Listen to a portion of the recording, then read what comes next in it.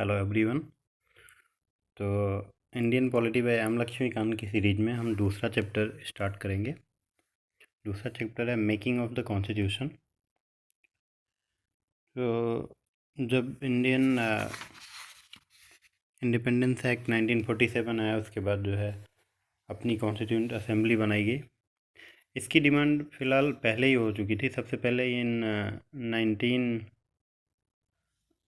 1934 the idea of constituent assembly for India was put forward by M N Roy के द्वारा 1934 में constituent assembly का demand किया गया कि ये असेंबली बनाई जाए और ये अपना खुद का कॉन्स्टिट्यूशन बनाए। और उसके बाद 1935 में इंडियन नेशनल कांग्रेस ने ऑफिशियली फर्स्ट टाइम डिमांड किया कॉन्स्टिट्यूंट असेंबली का, और जवाहरलाल नेहरू के द्वारा जो है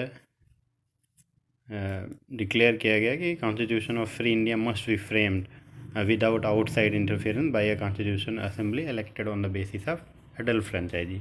तो इसमें तीन चीज़ें हैं जो ध्यान देने लायक है। फर्स्ट तो कॉन्स्टिट्यूंट असेंबली की डिमांड सबसे पहले किसने की थी? एम एन रॉय ने। कब की थी? 1934 में। और उसके बाद ऑफिशियली आईएनसी ने 1935 में की, और जवाहरलाल नेहरू ने कहा कि हम एक कॉन्स्टिट्यूंट असेंबली बनाएंगे जो अपना खुद का संविधान इंडिपेंडेंटली बनाएगी। और ये जो कॉन्स्टिट्यूंट असेंबली थी, इसके जो मेंबर थे वो कैसे इलेक्ट किए गए थे, ये क्वेश्चन पूछा जाता है काफ़ी बार स्टेट सर्विसेज में। तो वो जो कॉन्स्टिट्यूंट असेंबली थी, उसके जितने मेंबर्स थे वो एडल्ट फ्रेंचाइजी के बेस पे चुने गए थे। The demand was finally accepted in principle by British government in what is known an August offer. तो ये जो डिमांड 1934 में बाय एम एन रॉय द्वारा की गई और फिर ऑफिशियली 1935 में आईएनसी द्वारा, ये 1940 में फुलफ़िल की गई, ब्रिटिश गवर्नमेंट द्वारा एक्सेप्ट की गई, और इसको जो है ऑगस्ट ऑफर के नाम से कहा गया। और ये किसके द्वारा किया गया? Sir Stafford Cripps. वो क्या थे? वो मेंबर ऑफ द कैबिनेट। उस कैबिनेट के मेंबर थे जो इंडिपेंडेंट कॉन्स्टिट्यूशन फ्रेम करने के लिए ब्रिटिश गवर्नमेंट ने एक कैबिनेट भेजा था आफ्टर वर्ल्ड वॉर सेकेंड। और उस प्रपोजल में जो है क्रिप्स थे। और क्रिप्स प्रपोजल ने जो है Muslim League which wanted India to be divided in 2 autonomous states, उन्होंने मना कर दिया था मुस्लिम लीग के इस प्रस्ताव को। कॉन्स्टिट्यूंट असेंबली में कंपोजिशन में कौन कौन से था? टोटल स्ट्रेंथ जो थी कॉन्स्टिट्यूंट असेंबली की वो 389 थी। ये ध्यान देने लायक फैक्ट है, क्योंकि ये स्टेट सर्विसेज में, स्पेशली यूपी बीसीएस में कभी कभी पूछा जाता है। तो कॉन्स्टिट्यूंट असेंबली का जो टोटल स्ट्रेंथ था वो 389 था, 389 था, जिसमें से 296 सीट तो क्या थी? ब्रिटिश इंडिया को अलॉट की गई थी, और 93 सीट्स कौन थे? प्रिंसली स्टेट थे, जो इंडिया के प्रिंसली स्टेट्स थे। ऑनरशिप यहाँ के राजाओं की थी, वो 93 थे, और ब्रिटिश इंडिया 389 थे। Out of 296 allotted to the British India, or 292 members were to be drawn from 11 governors provinces and 4 from the chief commissioner provinces.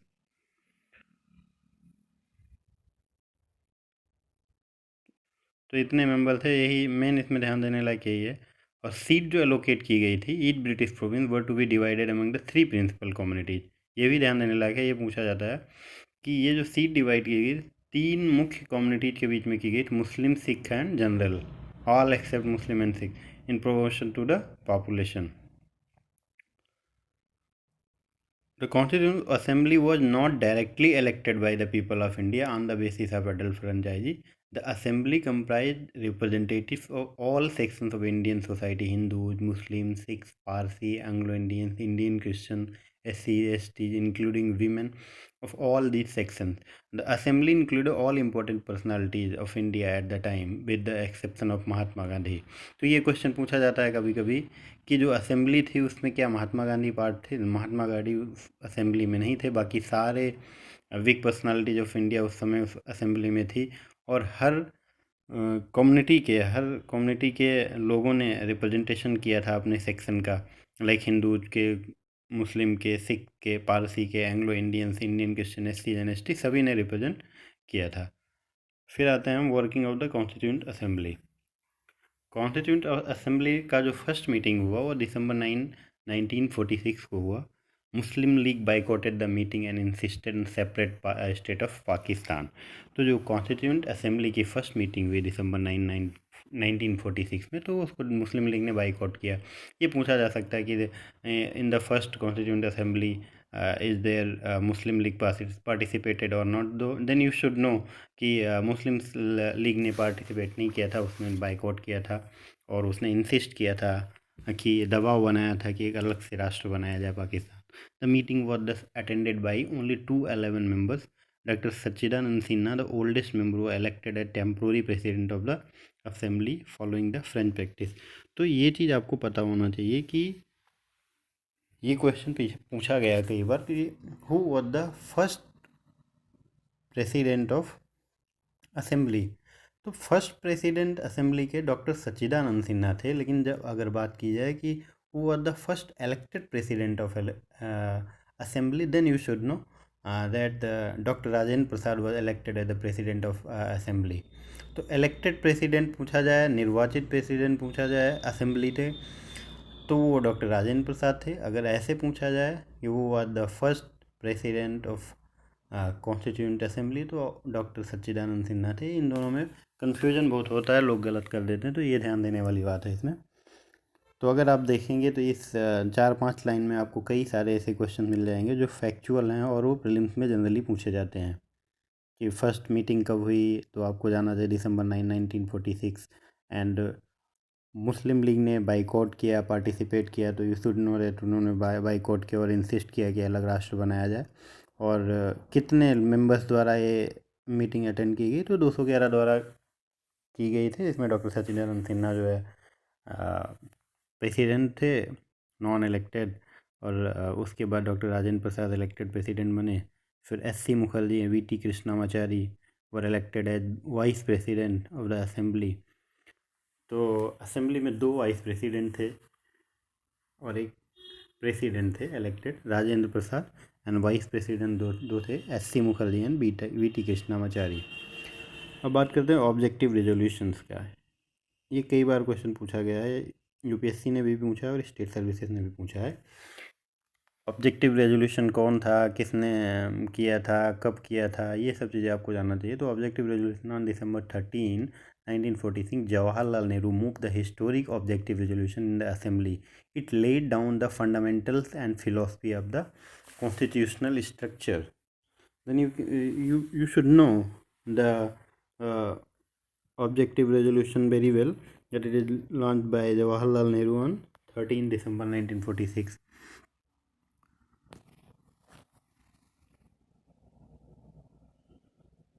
So this Constituent Assembly declares its firm and solemn resolve to proclaim India as an independent sovereign republic and to draw up for her future governance of Constitution. इसके द्वारा उन्होंने कहा कि constituent assembly declare करेगी अपना संविधान, independent sovereign republic होगा India, और वो फ्यूचर में अपना कॉन्स्टिट्यूशन ड्रॉ करेगा। Wherein the territory the now comprise British India, the territory that now from Indian states and such other parts of India are outside India, and the states as well as other territories as are willing to be constituted into the independent sovereign India shall be a union of them all. जितने भी अपने parts हैं India के, वो सारे union होंगे। उसके बाद फिर आते हैं हम लोग, this resolution was unanimously adopted by the Assembly on January 22, 1947. It influenced the eventual shaping of the Constitution through all its subsequent stages. Its modified version from the preamble of the present Constitution. तो इससे question पूछा जाता है कि preamble जो है अपना वो किसका मॉडिफाइड वर्जन है, कहाँ से लिया गया है। तो you should know that objective resolution is a inspiration for today preamble of the constitution. And ये क्वेश्चन पूछा भी जाता है, कई बार पूछा भी गया है। Change by the independence act, the representatives of the princely states who had stayed away from the Constituent Assembly, gradually joined it. On April 28, 1947, representatives of the six states were part of the assembly after acceptance of the Mountbatten Plan of June 3, 1947 for the partition of the country. The representatives of most of the other princely states took their seats in the assembly. The members of a Muslim League from the Indian Dominion also entered the assembly. तो उसके बाद जिन्होंने constituent assembly में participate नहीं किया था, अलग थे, वो धीरे धीरे ज्वाइन करने लगे.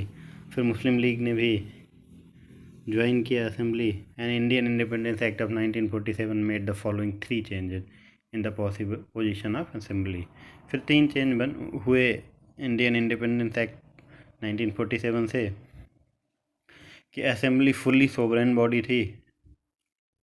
जो कॉन्स्टिट्यूशन वो फ्रेम करना चाहे, बनाना चाहे, वो बना सकती थी. और उसके बाद वो एम्पावर्ड थी इस बात को लेके, उसको ये पावर थी कि वो कोई भी लॉ जो ब्रिटिश द्वारा, पार्लियामेंट द्वारा बनाया गया इंडिया से रिलेटेड, वो चाहे तो हटा दे चाहे तो रखे, वो उसके ऊपर डिपेंड था. मतलब फुल्ली सोवरेन बॉडी थी वो assembly.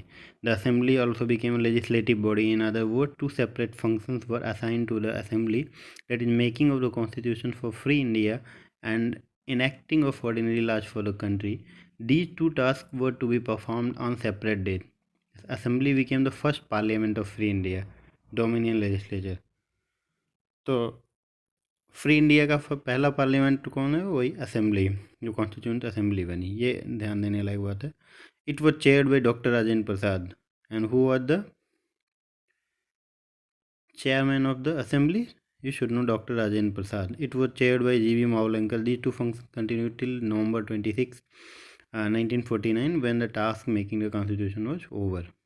The Muslim League members hailing from the areas included Pakistan withdrew from the Constituent Assembly for India. Consequently, the total strength of assembly came down to 299. फिर मुस्लिम league ने withdrew कर लिया assembly से, और जो strength बची वो 299, जो पहले 389 थी. और जब मुस्लिम लीग ने अपने आप को विड्रॉ कर लिया तो 299 हो गई. In 1946 under the cabinet mission plan ये फिक्स किया गया 299 as against 389. The strength of the Indian provinces, formerly British province, was reduce from 296 to 229. Means जब प्रोविंसेस चले गए, वो मुस्लिम लीग ने अपना वो समर्थन हटा लिया, और अब जो ओरिजिनल वो बचे वो 296 टू 229. दो प्रिंसली स्टेट फ्रॉम 93 टू 70. मतलब प्रिंसली स्टेट्स कम हो गए जब मुस्लिम लीग ने अपने आप को असेंबली से हटा दिया. तो कॉन्स्टिट्यूंट असेंबली का जो और अदर परफॉर्मेंस या फंक्शंस रहे, जो कार्य असेंबली ने किया, और वो ये फैक्चुअल पूछा भी जाता है क्वेश्चन UPPCS वगैरह में. In addition to making of the constitution and enacting of ordinary law, the constituent assembly also perform following function. पहला क्या हुआ कि it ratified the India's membership of the commonwealth in 1949. It adopted national flag adopt किया गया जुलाई 22, 1947. National anthem adopt किया गया जनवरी 24, 1950. And national song जो adopt किया गया वो जनवरी 24, 1950 को. और हमारे फर्स्ट प्रेसिडेंट बने डॉक्टर राजेंद्र प्रसाद जनवरी 24, 1950 को. तो ये चीज़ें ध्यान देने लायक है कि नेशनल फ्लैग जो हम लोगों ने अडॉप्ट किया July 22, 1947, national anthem January 24, 1950, national song 24, 1950, and से elected doctor Rajendra Prasad the first president of India on January 24, 1950. In all the constituent assembly had 11 sessions over 2 years, 11 months and 18 days. The constituent makers had gone through the constitution of about 60 countries, and the draft constitution was constituted for 114 days. The total expenditure incurred making the constitution amounted 64 lakh. तो constituent assembly जो थी उसके total 11 sessions हुए थे. कुल जो session हुए उसके 11 सेशन थे. वो टोटल टाइम लगा जो बनाने में, वो 2 साल 11 महीना 18 दिन लगा. और कॉन्स्टिट्यूशन मेकर ने करीब 60 देशों के संविधान से जो बातें हमारी कंट्री के लिए रेलेवेंट थी वो लेके ऐड ऑन की, और 114 दिन उसको ड्राफ्ट करने में लगाए. और टोटल एक्सपेंडिचर जो लगा था वो 64 लाख रुपये लगा था. And on January 24, 1950, the Constituent Assembly held its final session. Total session जो हुआ था कॉन्स्टिट्यूंट असेंबली का 11 सेशन हुआ था, बट एक सेशन और हुआ, वो ऑन जनवरी 24, 1950 को हुआ लास्ट में, जब फाइनल सेशन हुआ और सारे लोग लास्ट में मिले. And continued as the Provisional Parliament of India from January 26, 1950 till the formation of new parliament after the first general election. सब ने उस पर साइन किया लास्ट सेशन में, जो हम लोगों ने कॉन्स्टिट्यूशन अडॉप्ट किया था, खुद रिटन किया गया था. एंड उसको फ्रेम करने में 114 डेज लगे थे, जो 60 कंट्रीज से, और अपने पुराने act 1935 government of India act और 1919 से भी कई सारी बातें ली गई थी. अब कॉन्स्टिट्यूंट असेंबली में जो मेजर कमिटीज़ थी उनको देखते हैं. मेजर कमेटी जो यूनियन पावर्स कमेटी थी वो जवाहरलाल नेहरू हेड थे उसके. यूनियन कॉन्स्टिट्यूशन कमेटी उसके भी जवाहरलाल नेहरू हेड थे. प्रोविंशियल कॉन्स्टिट्यूशन कमेटी में सरदार पटेल उसके हेड थे. Drafting committee doctor B R Ambedkar. Advisory committee and fundamental rights minority and tribal excluded Patel ji. And ये जो कमेटी थी advisory committee and fundamental rights minority and tribal and excluded area, ये five sub committees में divide की गई थी, जिसमें fundamental rights sub committee JB Kripalani थी.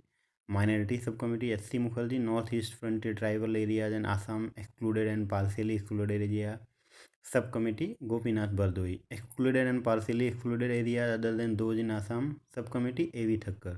North west frontier tribal areas sub committee. उसके बाद फिर rules procedure committee doctor Rajendra Prasad. States committee committee for negotiating state Jawaharlal Nehru. Steering committee doctor Rajendra Prasad. ये क्वेश्चन पूछा गया है. स्टेट्स कमेटी जनरली लोग इसको पटेल लगा देते हैं, but states committee committee for negotiating with states, इसके जो थे वो जवाहरलाल नेहरू थे. फिर बात करते हैं माइनर कमेटी की. ये इतनी कुछ खास कमेटी नहीं है, आप चाहें तो इसको पढ़ सकते हैं, बट इतना कुछ खास याद करने लायक नहीं है. फिर आते हैं drafting committee. Among all the committees of the Constituent Assembly, the most important committee was the Drafting Committee set up on August 29, 1947. It was this committee that was entrusted with the task of preparing a draft of new constitution. It consisted of 7 members. अब ये आपको जानना चाहिए कि drafting committee कब setup हुई. अगस्त 29, 1947. And कितने member थे? 7 थे, जिसमें डॉक्टर BR अम्बेडकर चेयरमैन थे. उसके बाद 7 मेंबर्स को अगर आप ध्यान में रखते हैं तो कभी कभी क्वेश्चन पूछ लिया जाता है कि from following members who were the member of drafting committee, and if you know all the names then you can eliminate wrong option. So the 7 members were Dr. Bhimrao Ambedkar, N. Gopalswamy Iyengar, Allaji Krishnaswamy Iyer, Dr. KM Munshi, Sayyid Mohammad Sadullah, N. Madhavrao. बाद में उसको BL मित्तर ने resign, ही replace BL मित्तर, क्योंकि उन्होंने resign दे दिया था बुरी health की वजह से. TT कृष्णाचारी उन्होंने रिप्लेस किया था DP खैतान को, जो कि 1948 में डेथ हो गई थी. The drafting committee after taking into consideration the proposal of the various committees prepared the first draft of constitution of India which was publish in February 1948. The people of India were given 8 months to discuss the draft and proposal amendment in the light of public comments, criticisms and suggestions. The drafting committee prepared a second draft which was published in अक्टूबर 1948. मतलब पहली बार जो publish किया गया था वो फरवरी 1948 में ये draft committee द्वारा पब्लिश किया गया था. उसके बाद 8 महीने का टाइम दिया गया था पीपल ऑफ इंडिया को कि वो अगर कुछ इम्प्रूव या कोई राय, कोई कमेंट, कुछ बताना चाहते हैं, they can suggest. And drafting committee ने 8 महीने बाद उसको फिर से अक्टूबर 1948 में पब्लिश किया. The drafting committee took less than 6 month to prepare its draft. उसमें कुल जो है 141 डेज लगे. फिर बात करते हैं इनैक्टमेंट ऑफ कॉन्स्टिट्यूशन. तो constitution as adopted on November 26, 1949 contained फिर. तो जो कॉन्स्टिट्यूशन हम लोगों ने शुरू में अडॉप्ट किया था 26 नवंबर 1949 को, उसमें प्रियम्बल था, 395 आर्टिकल थे एंड 8 शेड्यूल थे originally, and now it has been changed. अब इसमें काफ़ी कुछ ऐड ऑन हो गया है. Enforcement of the constitution. तो जो हम लोगों ने अडॉप्ट किया था वो नवंबर 26 1949 को किया था। इन्फोर्समेंट को कब किया गया?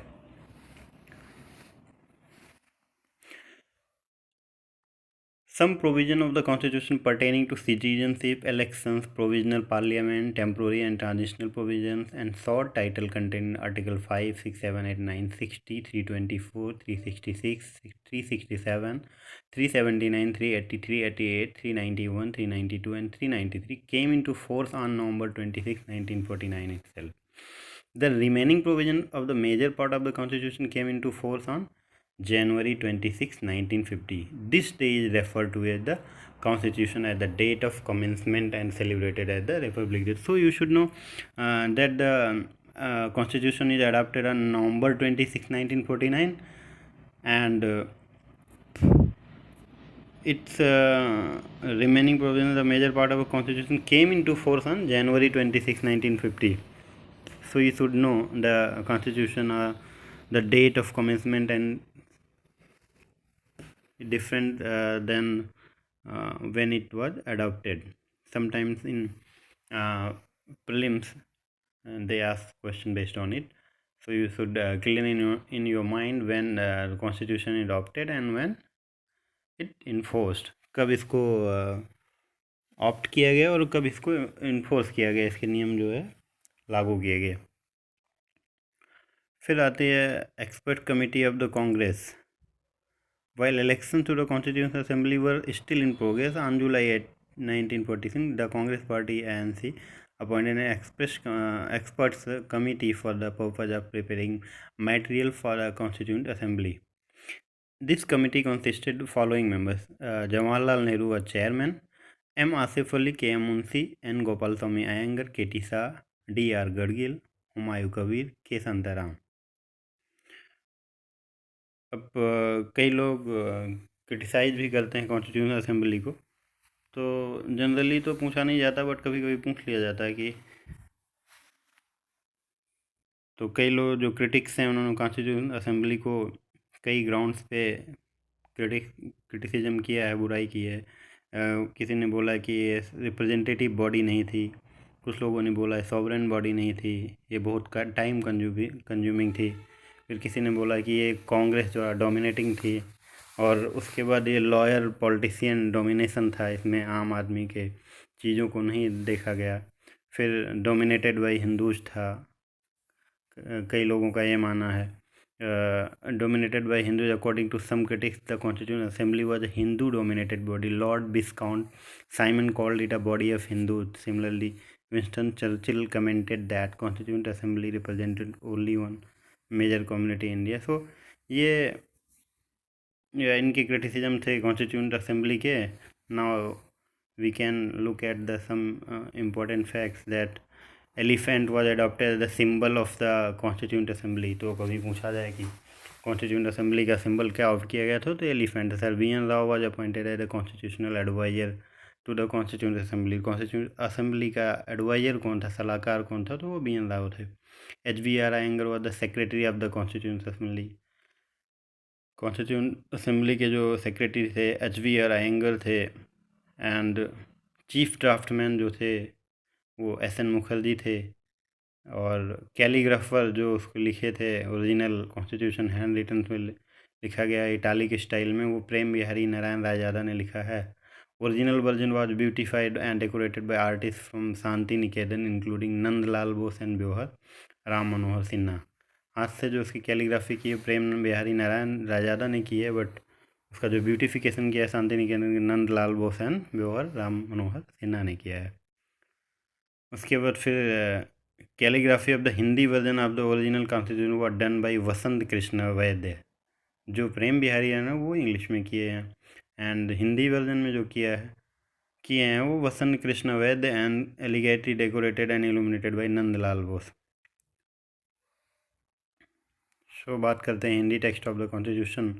Originally the constitution of India did not make any provision with respect to an authoritative text of the constitution in Hindi language. Later, a provision in this regard was made by 58th constitutional amendment at 1987. This amendment inserted a new article 394A in the last part of the constitution, that is part 22. This article contains the following provision: the president shall cause to be published under its authority the translation of the constitution in Hindi language, the modification which are necessary to bring it in conformity with the language, style and terminology adopted in the authoritative text of central acts in Hindi can be made in it. All amendments of the constitution made before such publication should be incorporated in it.